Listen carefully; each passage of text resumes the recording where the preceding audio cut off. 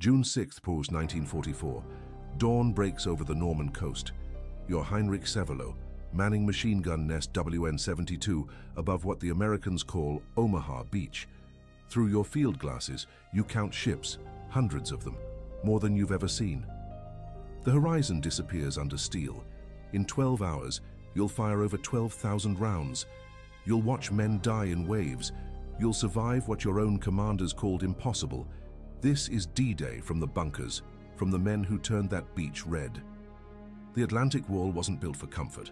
Concrete walls 8 feet thick, steel doors that weigh half a ton, gun ports angled to create killing fields. 74 resistance nests guard this 5-mile stretch of sand. Each nest holds between 8 and 12 men. Field Marshal Rommel walked these cliffs in March.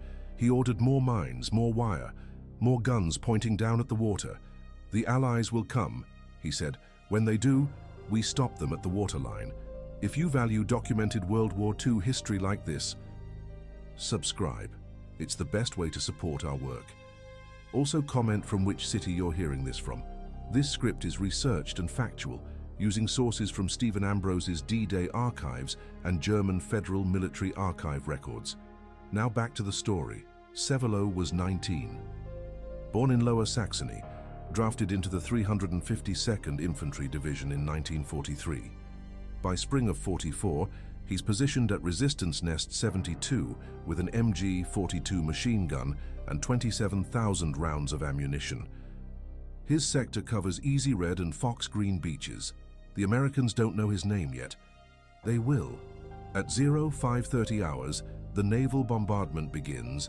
16-inch shells from the USS Texas, 14-inch rounds from HMS Warspite. The concrete shakes. Dust falls from the ceiling. Through the gun port, Severlow watches geysers of sand and rock explode across the beach. But the shells fall short. Most hit the dunes behind the nests. The bunkers hold. 0630. Landing craft appear through the morning mist. LCVP boats, 36 feet long. Carrying 36 men each. Severlow counts them through his scope. First wave, 8 boats heading directly for his sector. Range, 1,200 yards. He checks his ammunition belts, adjusts his MG-42, waits for the order. The boats hit the sandbar 400 yards out. Men jump into chest-deep water. They carry 60-pound packs, rifles held high. Some disappear immediately, pulled under by the weight. Others struggle forward, 50 yards of open water between them and the beach. Severlow's finger finds the trigger. The order comes at 0650. Fire. The MG-42 shoots 1,200 rounds per minute. Severlow has clear fields of fire across Easy Red. The first burst catches a squad leader 20 yards from shore. The second sweeps left, dropping 6 men in the surf. Water turns pink, then red. Bodies float. Others keep coming. Lieutenant Ray Nance from the 116th Infantry hits the beach at 0700. His company loses 90% of its men in the first 10 minutes. Captain Taylor Feller's company loses 96 men out of 120. Company A loses 197 men out of 205. The numbers come from casualty reports filed 3 days later. The dead don't file reports. Severlow reloads. His assistant gunner, Wilhelm Kirchhoff, feeds ammunition belts. Around them, other nests open fire. WN-70, WN-71, WN-73, mortars from WN-74, artillery from batteries inland. The beach disappears under smoke and spray. At 0800, a second wave arrives. More boats, more men. They land among the bodies from the first wave. Some use corpses as shields, others crawl forward on their bellies. A few make it to the seawall, most don't. Severlow keeps firing. His gun barrel glows red hot. Kirchhoff pours water on it to keep it from warping. Major Sidney Bingham lands with the second wave. He organizes survivors behind a tank obstacle. 23 men left from his battalion. They're pinned down. Every time someone moves, machine gun fire sweeps their position. Bingham tries to signal for naval support. The radio is destroyed. The signalman is dead. By 0900, Severlow has fired 4,000 rounds. His shoulder aches from the recoil. His ears ring despite the headphones. Through the smoke, he sees men crawling up the beach, others floating face down in the tide. The water carries bodies back and forth like driftwood. TIE tank lands at 0930. Sherman DD, dual-drive amphibious. It throws track on the shingle. Crew bails out. Sevelo swings his gun left, catches two crewmen in the open. The tank burns. Black smoke rolls across easy red. If you value documented World War II history like this, subscribe. It's the best way to support our work. Also comment from which city you're hearing this from. This script is researched and factual, using sources from German Federal Military Archive records and first-hand accounts. Now back to the story. By 1000 hours, ammunition starts running low. Kirchhoff counts the remaining belts. 6,000 rounds left, maybe 8 hours of sustained fire. He looks at Sevelo. Both men know the math. If the Americans keep coming at this rate, they'll be overrun by afternoon. But something changes around 10:30. The landing craft stop coming. The beach fills with smoke from burning equipment. Naval gunfire shifts inland, targeting German artillery positions. For the first time since dawn, Sevelo can see the full scope of easy red, bodies everywhere. Hundreds of them, some still moving, most not. Staff Sergeant Philip Strechik leads a patrol up the bluff at 1100, 12 men from the 2nd Rangers. They use a rope to climb the cliff face east of WN 72. Sevelo doesn't see them until they're behind his position. German doctrine says every nest should have rear security. WN 72 doesn't. Budget cuts, manpower shortages. Now it costs them. The Rangers attack from behind at 11:30. Grenades through the rear entrance. Machine pistol fire in the corridors. Kirchhoff dies trying to defend the ammunition room. Sevelo keeps firing until the barrel seizes. Red-hot metal fused together. He grabs his rifle. 45 rounds left. 12 Americans at the entrance. At 11:45, Sevelo makes a choice. He destroys his gun sight, burns his range cards, takes his rifle and crawls out through the ventilation shaft. Behind him, WN 72 falls silent. The Rangers set up their own machine gun in his old position. They start firing down at German reinforcements moving up from Vierville. Sevelo reaches German lines at 1500. Officers want a report. How many Americans? How many casualties? What equipment landed? He tells them what he saw. Thousands of men, hundreds of vehicles, bodies stacked like cordwood in the surf. The officers don't believe the casualty numbers. No one could kill that many Americans and survive. The official German report from June 7th lists Allied casualties at Easy Red as approximately 800. American records show 2,400 casualties on Omaha Beach that day. Company A, 116th Infantry, 205 men landed. 8 survived uninjured. Company F, 180 men landed. 27 answered roll call that evening. Company G, 193 men landed. 42 made it off the beach. Franz Gockel held WN 73, 400 yards east of Sevelo. His position mounted a 75mm anti-tank gun and 3 machine guns. At 0715, he watched American engineers approach his wire obstacles. They carried Bangalore torpedoes, 8-foot steel tubes packed with 8 pounds of explosive. Gockel's first shot killed the lead engineer at 60 yards. The torpedo exploded prematurely, creating a gap barely wide enough for 2 men. Lieutenant Jimmy Monteith led the first squad through Gockel's wire at 0800. 2nd Platoon, 16th Infantry Regiment. Behind him, Sergeant Philip Strechik and 11 Rangers. They used dead Americans as stepping stones across the minefield. Every third step triggered an S-mine. Bouncing Betty jumps 3 feet, explodes at chest height, shrapnel radius, 25 yards. Gockel adjusted his anti-tank gun.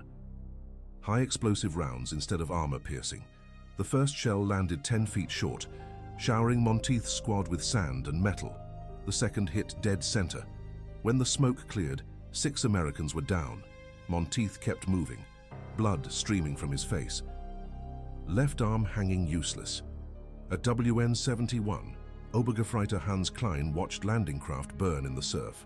LCVP-36 from USS Samuel Chase, hit by 88mm fire from Pointe du Hoc. 32 men aboard. Klein counted bodies floating in the tide pool below his position. 28. 4 survivors reached the beach. Klein's MG-42 cut them down before they cleared the waterline. The medical bunker behind WN-72 processed casualties all morning. German casualties. Concussion from naval gunfire. Shrapnel wounds from air attacks. At 0900, Sanitator Wilhelm Hoffmann counted 14 wounded Germans in his sector. By noon, 43. The bunker held supplies for 20 men for 3 days. Morphine ran out by 1300 hours. Private First Class Harold Baumgarten landed with Company B at 0730. Took shrapnel in the face from the ramp of LCVP 1412. Lost his left eye. Kept fighting. His unit's objective: capture the draw leading up from Dog Red Beach. Distance from landing point to objective: 800 yards. Time required per tactical manual: 15 minutes. Actual time: 11 hours. Baumgarten's squad reached the seawall at 0900. 5 men left out of 36. They found cover behind a destroyed Sherman tank. Driver dead in his hatch. Hull penetrated by 3 Panzerfaust rounds. The tank's 75mm gun pointed uselessly at the sky. Its radio still crackled with desperate calls for artillery support. Oberfeldwebel Gustav Witt commanded the mortar section behind Easy Red. 4 tubes. 81mm range, 3,000 yards. From his observation post, Witt could see the entire beachhead. At 1000 hours, he called fire missions on landing craft still approaching the shore. First salvo, short. Second salvo, over. Third salvo, target. LCVP 1637 disappeared in smoke and spray. The Americans brought flamethrowers ashore at 10:30. M2A127 portable units. Range, 43 yards. Fuel capacity, 4.5 gallons. Burn time, 10 seconds. Sergeant Robert Garcia aimed his flamethrower at WN-71's embrasure. The concrete bunker filled with liquid fire. Klein and 2 machine gunners burned alive. Their screams carried across the beach for 30 seconds. Captain Joe Dawson assembled survivors behind the seawall at 1100, Company G, 16th Infantry. 42 men from 6 different units. He found a gap in the German wire, marked by a dead engineer clutching Bangalore torpedo fragments. The gap measured 18 inches wide. Each man had to crawl through on his belly, while German snipers aimed from the cliffs above. Witt's mortars targeted the gap every 5 minutes. Timed fire. Preset coordinates. The first round killed 2 Rangers trying to clear mines. The second wounded Dawson in the shoulder. The third was a dud. Failed fuse. The shell buried itself 3 feet from the gap without exploding. American luck. German quality control problems. Sevelo watched Dawson's men climb the bluff at 11:30. They used grappling hooks and ropes. Pioneer equipment stolen from a destroyed engineering unit. 2 men made it to the first ledge before German rifle fire drove them back. Dawson tried again at noon. This time 3 men reached the cliff top. They threw grenades into German trenches from above. By 1200 hours, ammunition shortages affected every German position. WN-72 down to 2,000 rounds. WN-71 silent after the flamethrower attack. WN-73 firing single shots to conserve ammunition. Gockel's anti-tank gun had 12 rounds left. He saved them for American tanks that never came.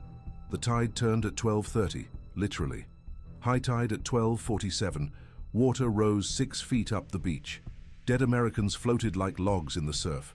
Some washed back out to sea, others caught on obstacles and tank traps. The smell of cordite mixed with salt air and blood. Sevelo would remember that smell for 68 years. Sergeant Frank Peregri landed with the second wave at 1300. Company K, 116th Infantry. His boat grounded 400 yards from shore. Water over his head, 60-pound pack dragging him down.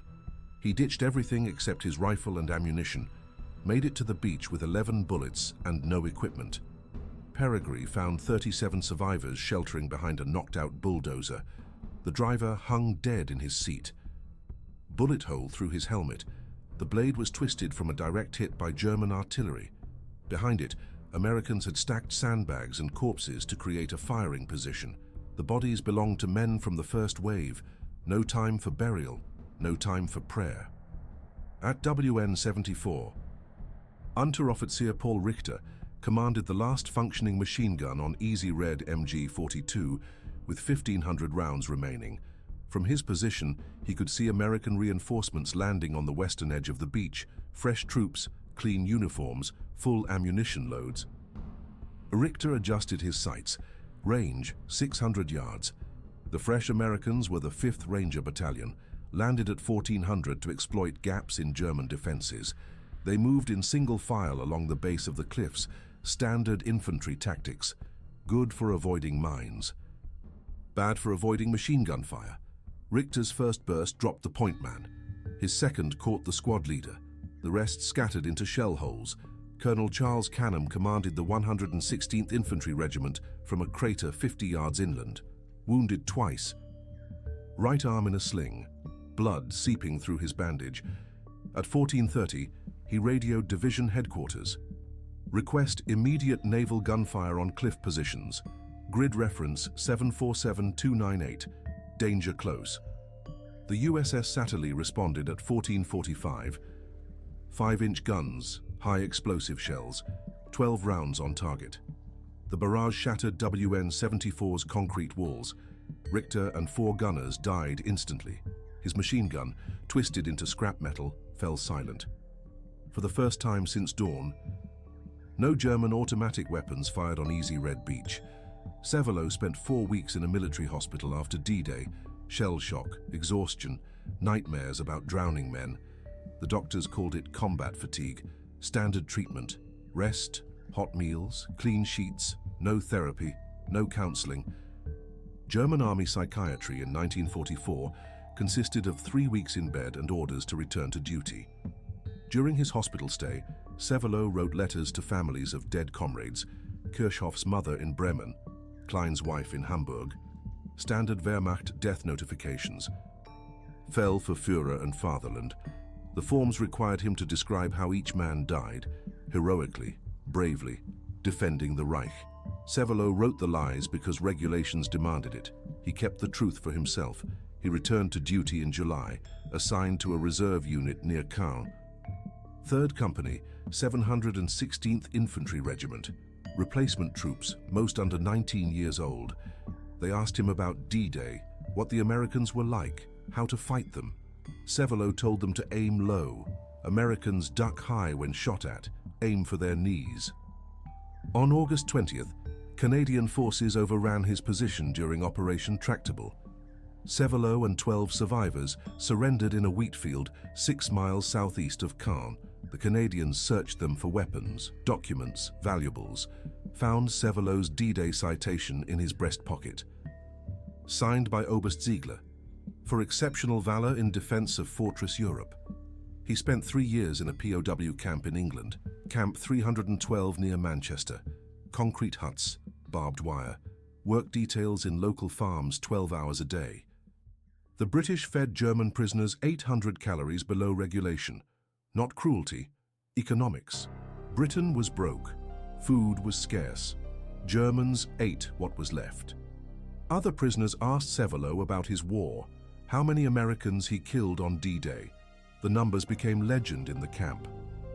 Some said 500, others claimed 1,000. Sevelo never counted, couldn't count. Machine gunners don't aim at individuals. They sweep zones, create beaten areas. Mathematics of death measured in ammunition expended, not lives taken. Released in 1947. Sevelo returned to Lower Saxony. His family farm was gone, sold for taxes during the war. His father dead from a heart attack in 1945. His mother remarried to an American Army sergeant from Ohio. The sergeant treated Sevelo with suspicious courtesy. Polite questions about his service, careful conversations about the war. Sevelo found work in a brick factory near Hanover, 10 marks per day, enough for a room and 2 meals. At night, he wrote letters to Wehrmacht records offices, trying to trace comrades from WN-72. Most files destroyed in Allied bombing raids. Official response: records lost, status unknown. Kirchhoff's name appeared on a casualty list dated June 6, 1944. Location of grave unknown. In 1964, Severlo returned to Normandy, 20 years later. The French government invited German veterans to commemoration ceremonies, reconciliation, healing, peace between old enemies. Severlo took a train to Paris, then a bus to Bayeux. The bunkers were still there, concrete torn by shellfire. Tourist attractions now. Guided tours in 4 languages. He walked down to Easy Red at low tide. The sand was clean, white, peaceful. A French guide pointed out German defensive positions to a group of British tourists. 74 resistance nests between Vierville and Colleville, the guide explained in accented English. 1,500 German defenders. They held for 12 hours against 50,000 Americans. The numbers were wrong. Severlo had seen the casualty reports. 343 German defenders on Omaha Beach, not 1,500. The guide's version sounded better, more dramatic. Tourists wanted heroic stories, not arithmetic. Truth didn't sell postcards or hotel rooms. Severlo met David Silver in 1991 at a D-Day anniversary ceremony in Bayeux. Silver had returned every 5 years since 1964. He recognized Severlo from a German veterans magazine. "You were at Easy Red," Silver said in broken German. "I landed there with Company A." They shook hands in the hotel lobby. Other guests stared. They talked for 6 hours in Severlo's room. Silver wanted to know why Severlo kept firing, why he didn't surrender when the situation became hopeless.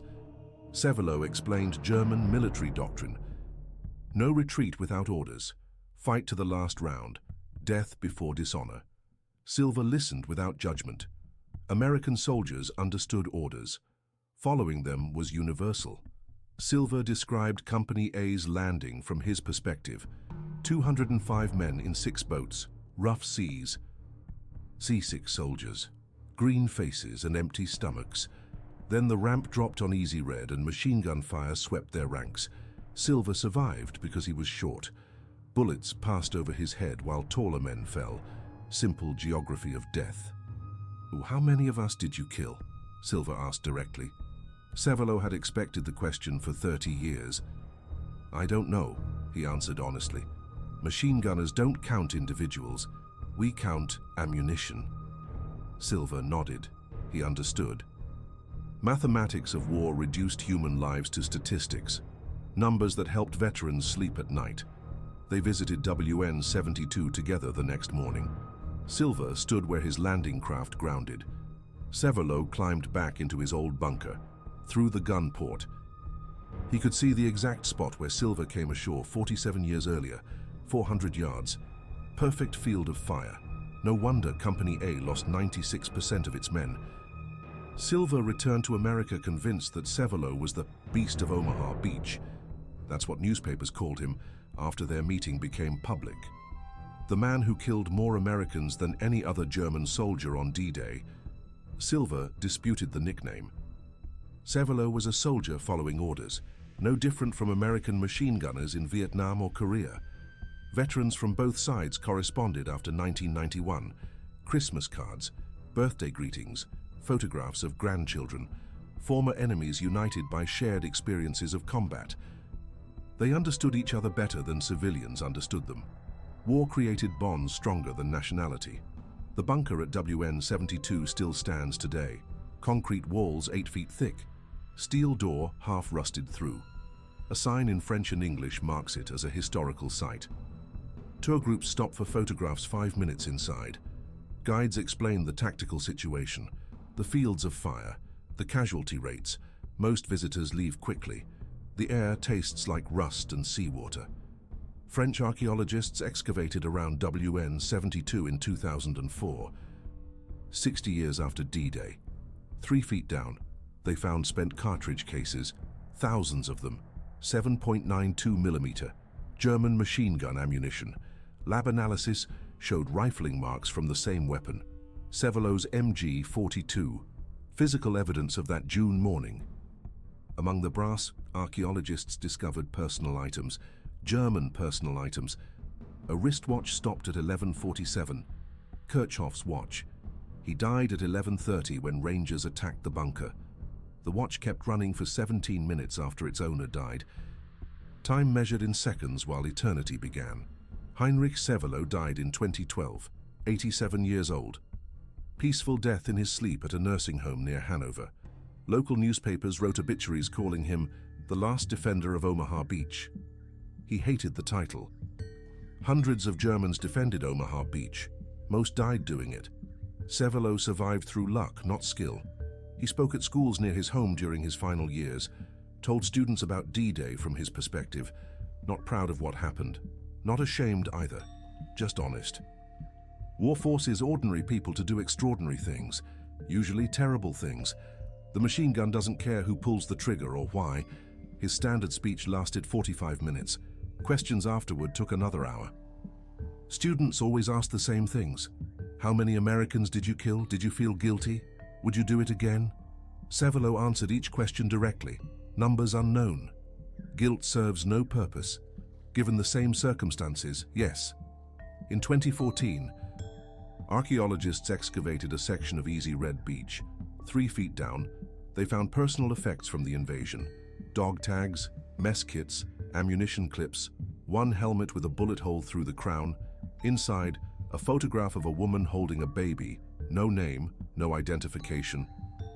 Just a face that someone died trying to protect. The woman in the photograph was never identified. The baby would be 80 years old now.